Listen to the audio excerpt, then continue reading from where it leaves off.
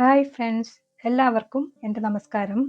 ഞാനിന്ന് പറയാൻ പോകുന്നത് ഭാഗവതം 5-ാം സ്കന്ധത്തിലെ വളരെ മനോഹരമായ ഒരു കഥയാണ്. പ്രിയംവദൻ്റെ ചരിത്രത്തെക്കുറിച്ചാണ് പറയുന്നത്. ആദ്യം പ്രിയംവദൻ്റെ ജീവിതത്തെക്കുറിച്ച് അറിയാം. സ്വയംഭു മനുവിൻ്റെ പുത്രനാണ് പ്രിയംവദൻ. ബാല്യത്തിൽ തന്നെ ഭഗവത് ഭക്തിയിൽ ആസക്തനായ അദ്ദേഹം ജീവിതം ഉപേക്ഷിച്ച് തപസ്സിൽ മുഴുകാൻ ആഗ്രഹിച്ചു. പക്ഷേ ലോക സംരക്ഷണത്തിനായി രാജ്യധർമ്മം അനുഷ്ഠിക്കണമെന്ന് ബ്രഹ്മാവ് ഉപദേശിച്ചു. പിതാവിന്റെ ആജ്ഞപ്രകാരം പ്രിയംവദൻ രാജ്യഭാരം ഏറ്റെടുത്ത് രാജ്യം ഭരിച്ചു. പ്രിയംവദൻ വിശ്വകർമാവിന്റെ പുത്രിയായ ബർഹിഷ്മതിയെ വിവാഹം കഴിച്ചു.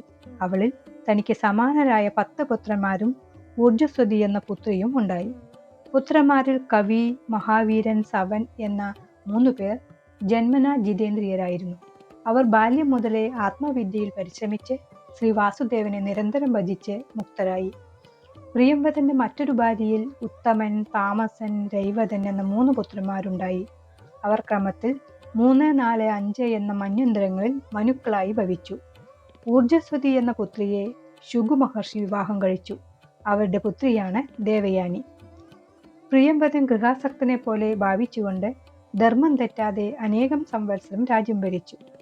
ഭഗവത് ഉപാസനയാൽ ദിവ്യപ്രഭാവനായ രാജാവ് ജ്യോതിർമയമായ തൻ്റെ രഥത്തിലിരുന്നു കൊണ്ട് ദിവസേന 7 പ്രാവശ്യം ഭൂമിയെ ചുറ്റി സഞ്ചരിച്ചിരുന്നു.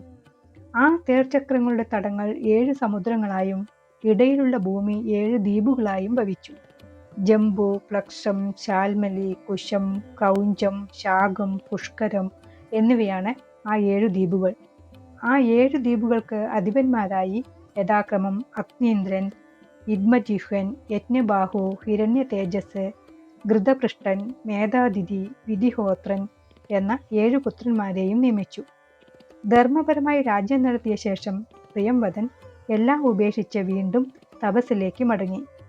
രാജ്യഭാരമോ ഭോഗങ്ങളോ സ്ഥിരമല്ല, ഭഗവത് സേവയാണ് ശാശ്വതം എന്ന സന്ദേശമാണ് ഈ കഥ നമ്മെ പഠിപ്പിക്കുന്നത്. ഇതുപോലെയുള്ള ഭാഗവത കഥകളെ അറിയാൻ ചാനൽ സബ്സ്ക്രൈബ് ചെയ്യുക. ഇഷ്ടപ്പെട്ടാൽ ലൈക്ക് ചെയ്യാനും ഷെയർ ചെയ്യാനും മറക്കരുതേ. നന്ദി, നമസ്കാരം.